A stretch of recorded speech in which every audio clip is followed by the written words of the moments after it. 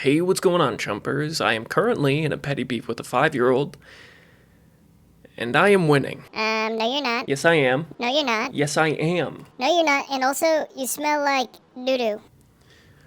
I'd like to make a correction. I am currently losing a petty beef with a 5-year-old. In 1838, there was a French pastry chef who had shop set up just outside of Mexico City, who went by the name of Remontel. Due to some riots that were happening around Mexico City at that time, Remontel's shop was destroyed. Or that's what Remontel said, at least. Actually, in hindsight, a lot of people say that it was probably just some Mexican citizens that took some pastries and walked away without paying for them. As a result, Remontel went to the Mexican government and said, hey, you guys owe me 60,000 pesos. And the Mexican government said, what? I can't hear you, Remontel. You're a tiny little pastry chef. And so Remontel went to the French government and said, hey, the Mexican government owes me 60,000 pesos and they're not paying. So the French government patted Big Dog Remontel's chest. I got this, brother, and declared what would be known as the First Franco-Mexican War. At first, French ships simply sat outside of Mexico to impose an embargo on the country. Mexico was like, what are these guys gonna do? I mean, seriously, we degaff. So, the French in retaliation said, alright, bet, started a war and killed 200 Mexican soldiers. Mexico said, alright, that's enough, okay? We get it. But the French doubled down and said, we're gonna keep going to war, and you're gonna pay us 600,000 pesos. It was at that point that Mexico folded and said, we'll come back to the negotiation table, and they ended up fulfilling the payment to the French. Now let's flash forward a couple hundred years. Elon Musk has just left the White House after his expedition with Doge. Donald Trump gets in front of a couple cameras and said, yeah, Elon's a little kooky. So what did Elon do? He went to Twitter, the platform that he owns, and said with the biggest microphone in the world, Donald J. Trump, you were on Epstein's flight logs. Now, some of you may know Jeffrey Epstein as a financier from New York. Many others will know him as a pedophile. Now, what appears to be some damage control between the Trump administration and Musk, Elon has deleted the tweet. You may be asking yourself, JustChump, why did you tell these two tales that seem to have no relation? Well, I'll explain. 200 years ago, we went to war for pastry chefs. Now, in present day, one of the most powerful men in the world, with a net worth that we could not even think of a number for, has now deleted a post from the social media platform that he owns, exposing a former reality TV star turned president and his ties with a now deceased pedophile sex trafficker. We are weak. The world is weak. Nobody is standing up for anything that matters, and everybody is standing up for shit that is stupid.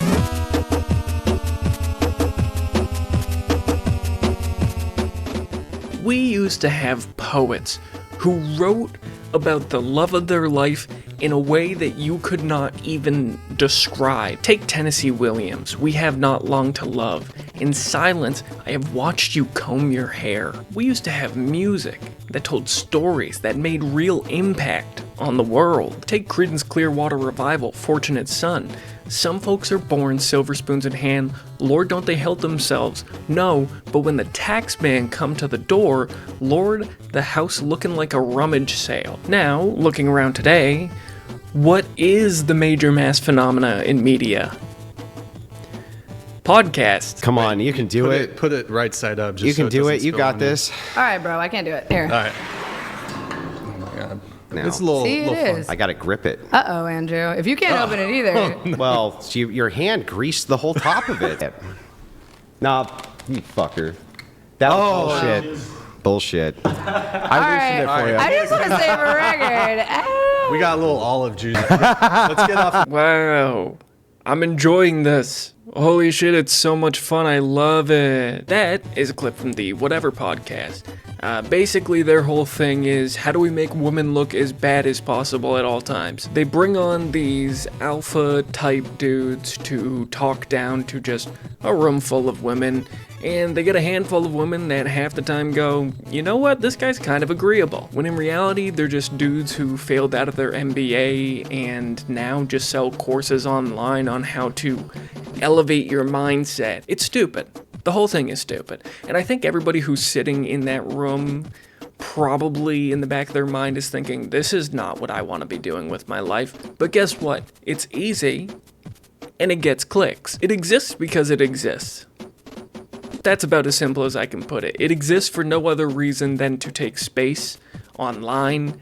It does not really provide any meaningful insight. Anybody with a brain watches this shit and goes, okay, I've had about 5 seconds. There's a very cool Venn diagram that you can probably look up online. And it's like, this side, we'll do this side. This side is 5 years old, okay? But then you have this side. Alright, and this side is 40-year-olds who have not developed past 5-year-olds. And in the middle is the whatever viewership. I've brought the mic very close to my mouth to show you that this is a different part of the video where I ask you to like, comment, and subscribe. I don't have enough subscribers to get sponsorships, and I need to get on that shit because rent is going up, bro. It's for real. You guys like the new haircut? It's pretty cool. Okay, I'm gonna let you get back to the video now, but please like, comment, and subscribe. Yeah. I'm recording this after I finish the video because I forgot to do it before. Bye. It's low IQ slop. The Whatever podcast answers the question, what if we made up a question? Operating in similar fashion is just about any Barstool podcast you can think of. Now, if you don't know Dave Portnoy, I've talked about him recently, but he is the CEO and founder of Barstool Sports. And so you at home may be wondering, what is the sage wisdom that can be shared to me from this 50-year-old who pretends that he's still in college every day? Do I give a shit about Nicky Smokes? Nicky Smokes honestly could die. I won't care. Like, I just do not care about him at all. Not negatively, positively. His existence doesn't affect me for the most part at all. Just a zero, you're saying? Yeah, he brings nothing to the table. I texted Nicky Smokes. I go, listen, I'm going to talk to HR. And if they say I have to fire you, I won't even play. Like, are we a Bravo show? Like Summer House, where this is what they do? They go on the show, they're fucking each other, they're yelling at each other, they're mad at each other. People eat it up, huge ratings. Like, but is that what we are? Can we do that? Annika loves the controversy, loves being, I don't know her either. She wants to be like, she seems like if she could go on Summer House, she would. And Nicky Smokes clearly doesn't give a fuck. He's a moron without a brain cell. Ella, my vibe was very much did not want to be involved in this, like from looking out. And now is Ella in 2 weeks turn around and be like, this is a toxic work environment. Like people are harassing me, commenters, they bring it up, I don't want to be a part of it. So I'm saying this HR, like, are we covered? They're just gossiping. It's a room full of 45 plus men gossiping about their 20-something coworkers in front of an audience of hundreds of thousands. Who the fuck is Nicky Smokes? Who is Annika? Who are these people? I don't care about these people. Why am I hearing about your HR investigations? Like, it's nothing. It's literally nothing. Imagine if the CEO of the company that you work for got in front of a podcast microphone with 2 other, administrative level employees, and they were like, listen, our bottom guy is not fucking. You know that new kid viewer that just started working here? Apparently, they're hooking up with Maddie Farts, and shit's kind of hitting the fan because of Bum Face, and it's all gone to hell. I don't know about you, but I'd probably be like, hey man, can you fucking take it easy on me? I'm your employee, you're saying you don't care if I die, am I gonna get like a paycheck next week? I have rent due. Do I have to be harassed online by these 50-year-old men to get a fucking check? What is the deal? But again, they have to talk about these things because otherwise the podcast wouldn't happen. They wouldn't have anything going on. It is lazy. It's meaningless. And speaking of lazy and meaningless, Addison Rae's music. I listened to Addison Rae's album. I'm not speaking from a pure hater perspective. I went in with an innocent baby mind. I was saying, Addison Rae, mold me. Addison Rae, I'm in need of a bad bleep. Singing through my ears, my innocent baby ears. And I'm not talking about you little fuck. Ah, fuck you, I hope you die in a ditch! He's good. He's really good. Let's read some Addison Rae lyrics. I have this song, Aquamarine, which is probably my least favorite song off of this album. For the majority of this project, it has decent production. The production's easily the best thing about the album. But this song sounds like shit, and you'd hope that Addison Rae's stunning lyricism could save it, but it doesn't. The chorus of this song, Aquamarine, honey, dive into me. What could Addison possibly even mean by this? According to an interview with Addison, she expresses how her song title is a nod to the 2006 movie Aquamarine, which she describes as a wonderful story about friendship.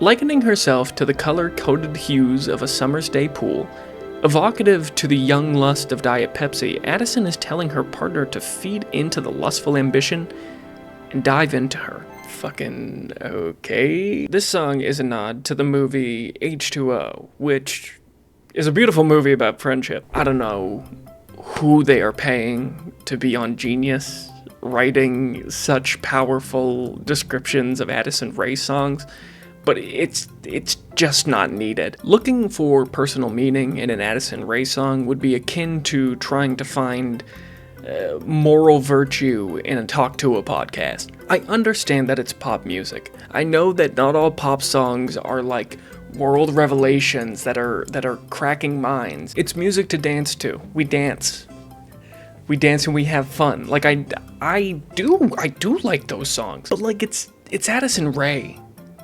Like, she was a TikToker and a TikTok dancer. At no point was Addison Rae even singing on TikTok. She was lip syncing. Addison Rae is still lip syncing at shows that she's doing.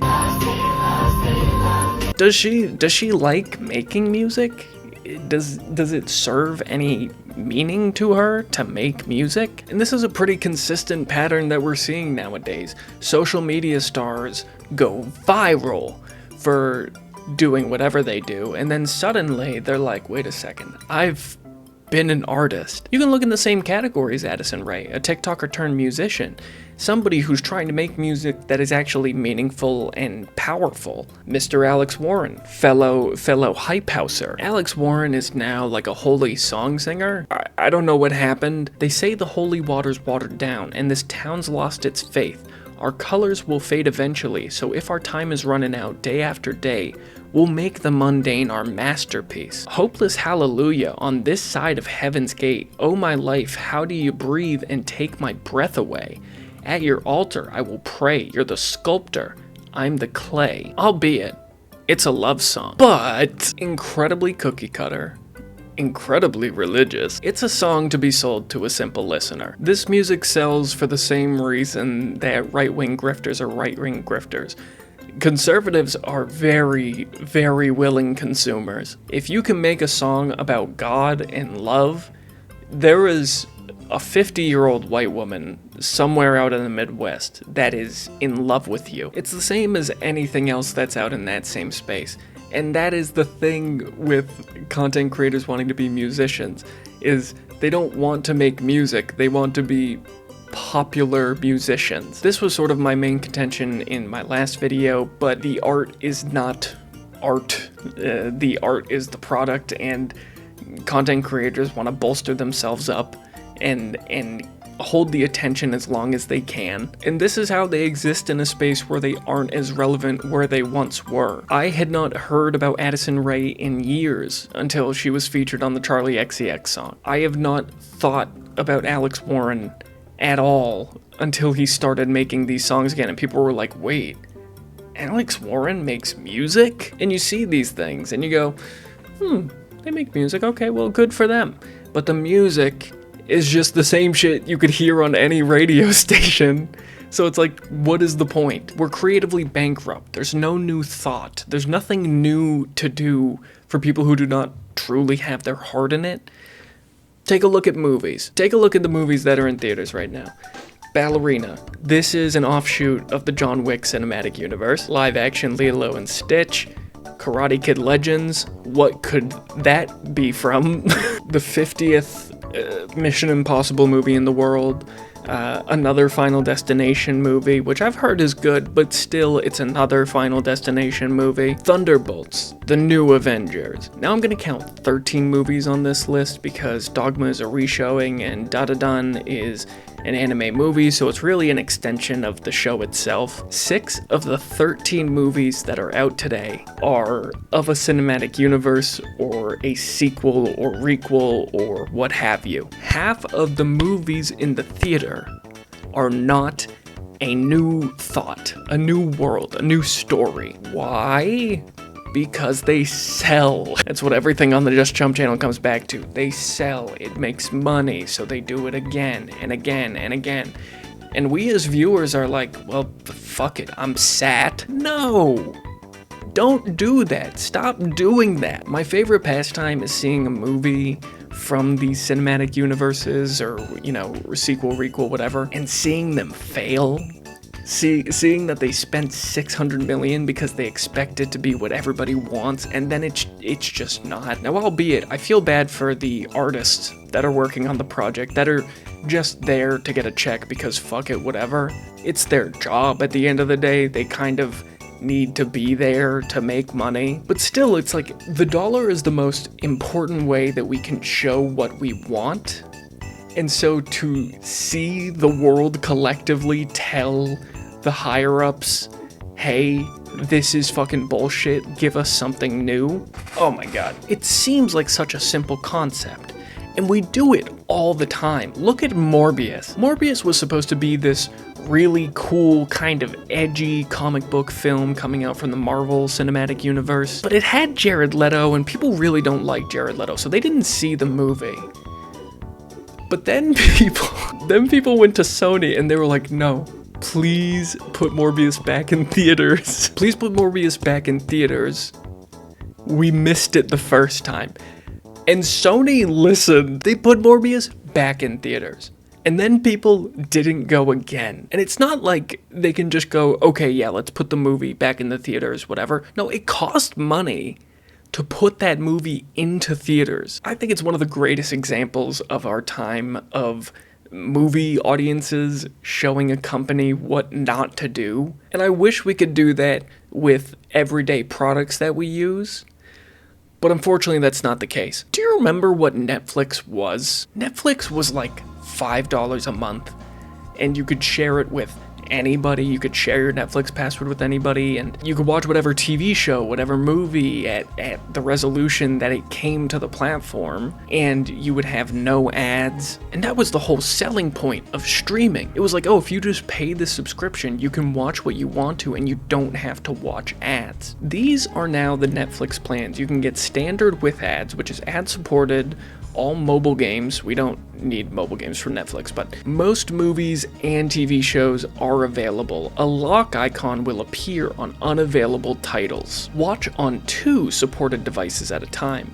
Watch in 1080p Full HD. Download on 2 supported devices at a time. The standard plan gives you unlimited ad-free movies, TV shows, and mobile games.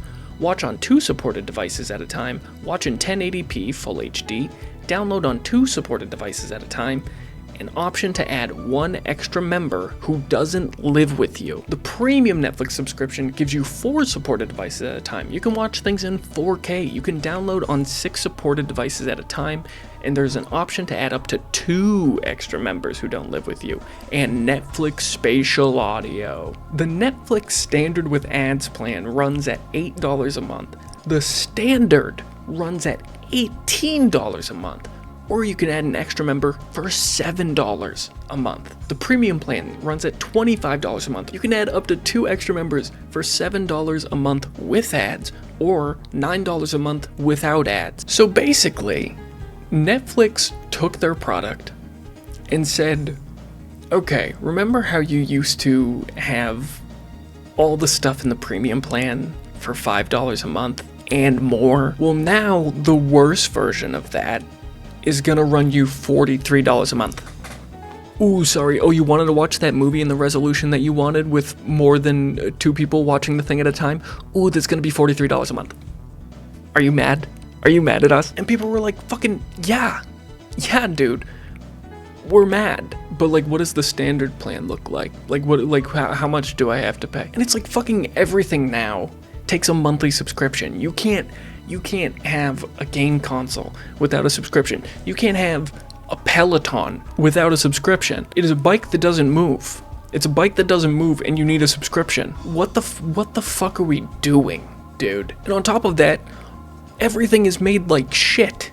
Everything breaks so easily now. Dude, you used to get a tube TV, and that thing lasted your parents from the 80s until we got flat screen TVs. Now you get a flat screen TV, and companies who sell them are like, do you want a protection plan? Because it's probably gonna fucking break in like 2 years. And then the thing has burn spots. It blacks out. It doesn't work the way it used to.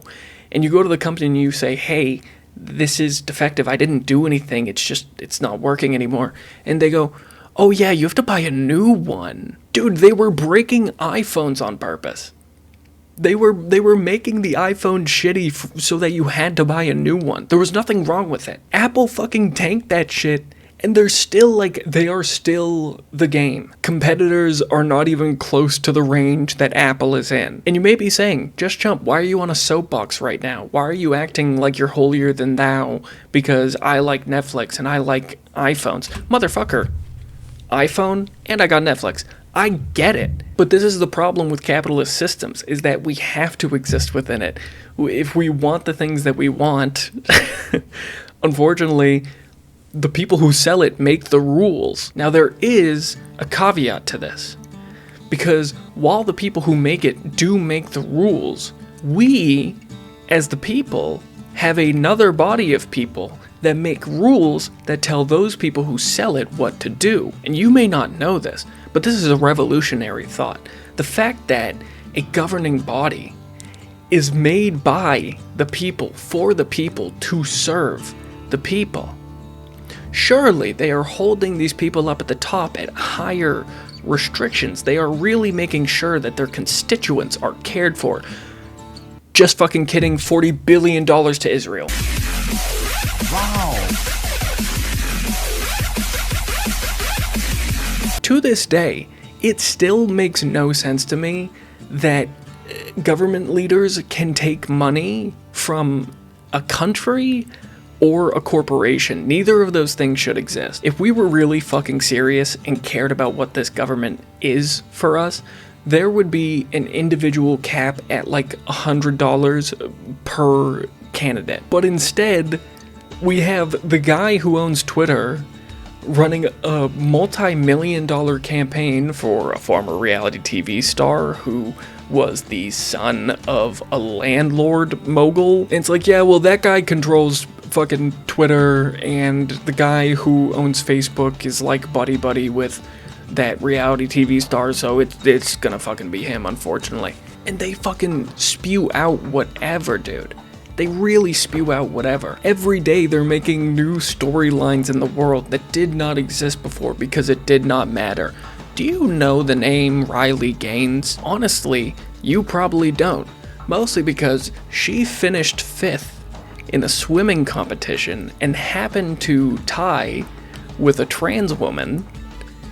And now it's like there's a war on women's sports. Trans people are attacking our sacred institutions of women's table tennis. They were on a live televised presidential debate talking about Haitians eating dogs in Ohio. Brother, I have seen Ohio. I know the people don't have much to offer, but surely there is better food than people's dogs. It's nonsensical. They make up bullshit for people to be mad about, and then people actually get mad about it. And the issues that actually matter are hand-waved. It's whatever. I don't care. I don't care. Your rent is going up, and there's nothing changing about your apartment. The groceries are going up, and the food is becoming less regulated. History is being erased. Journalists are being silenced. Boeing was fucking killing people last year for whistleblowing because their planes are made shitty. They were killing people, and people are scared because teachers are telling kids that gay people exist. Brother, the kids aren't listening in fucking class because you're a shitty parent and you gave them an iPad to view the world through. And it doesn't help that everybody already feels kind of hopeless to all this shit. Like, there's no... I see more people complaining about the things that are going on than talking about ways to change the things going on, having productive conversation about what to do about the things that are going on. It's because these things, these topics, these people that are taking space in the majority of conversations, because whatever podcast clips show up at the top of your Twitter For You page, because Barstool podcast drama is showing up on your TikTok feed, because all of your friends just want to talk about Addison Rae, fucking Addison Rae. We live in like a constant age of distraction. I'm not trying to go all Jaden Smith like, dude, like, oh my god, like, can we talk about like the political and economic state of the world right now? You know, at all times. But like the majority of the time is taken up by things that actually hold no fucking weight in either of our lives. And to the things that are negatively impacting our lives, there's not a lot to be met to it but pessimism. Take somebody like Zoran Mamdani. Zoran is currently running to be the mayor of New York, and he's running against a Cuomo. I don't know which one, they're all fucking bullshit, but I think is it Mario Cuomo? No, that's the dad. Andrew Cuomo.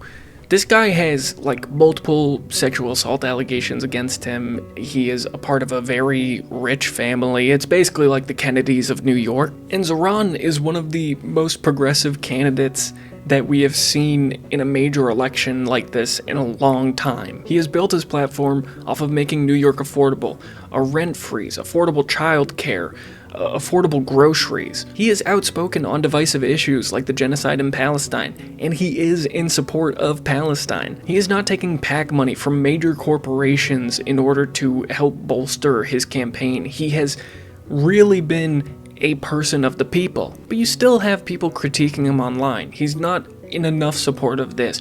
He just has bad vibes. Like, it's stupid shit that people are saying because everything has to have a negative spin. And I know this is not the majority belief about Zoran. In fact, the large majority of people seem to support Zoran and his ideas. But it's getting caught up in this nonsense and these semantics that are ultimately going to just lead to more bullshit.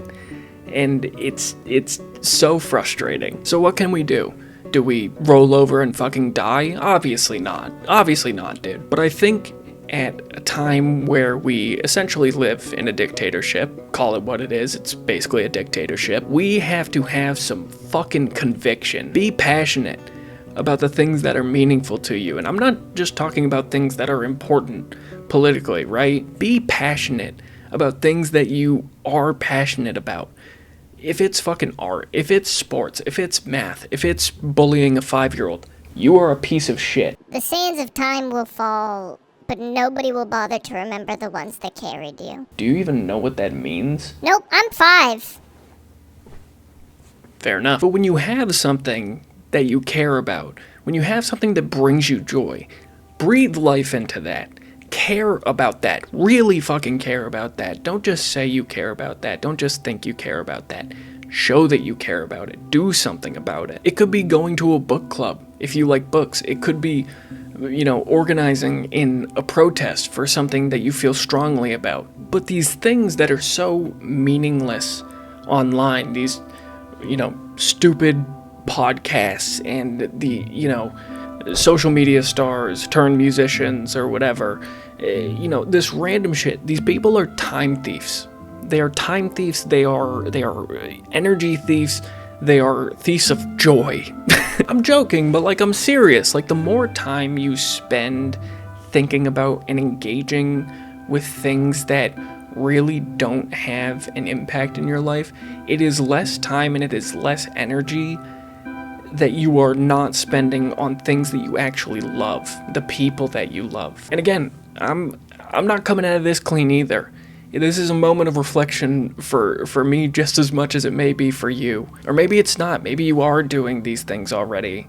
And I'm just sounding like a broken record. But judging from what I see online every single day, I see people in the fucking trenches. I saw a poor sketch artist get their head blown off by a 15-year-old from ED Twit. But I think the world would be a much better place if people were actually passionate and they showed that they were passionate. I think today it is so scary to say that you care, that you give a fuck. There's all these DeGaff wars. I don't give a fuck. I don't care.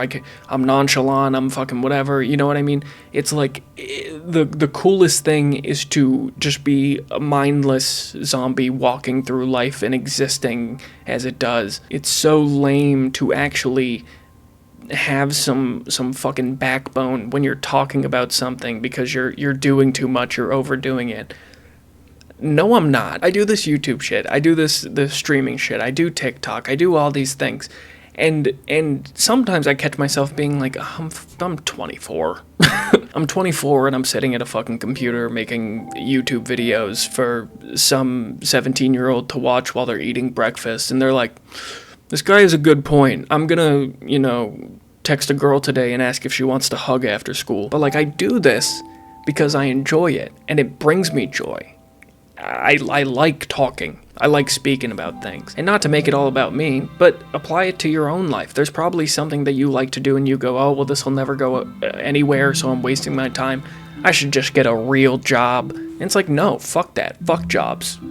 Fuck stuff that you don't want to do, and you're just gonna shackle yourself to a life of disappointment and what could have been. Because if you took all that time talking about, dealing about, thinking about shit that does not matter, and you applied it to the things that you actually cared about, I bet you would find a lot of success.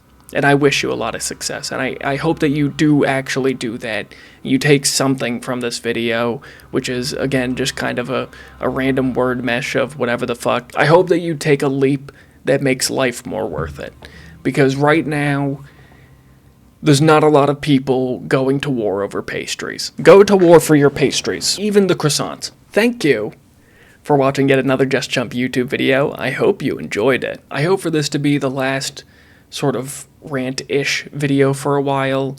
I keep on talking about how I have a bigger video idea, but I promise I think this next one is going to be the one. I hope that I did not drag you down with the weight of the world. I hope that that's not the feeling that you take from this. I think really this is a video that's supposed to fucking lock you in. That's the goal, at least. I moved, as you can see, so, apologies for not hitting that every 2 weeks sort of thing, but it is what it is. Give me a fucking break. Are you my mother? I don't know, man. But, thank you for watching. Like, comment, subscribe, however they do that, and I'll see you in the next one. See you in the next one. Bye, bye, bye. Streaming for too many hours. Damn, I gotta take a shower. Damn, I gotta take a shower.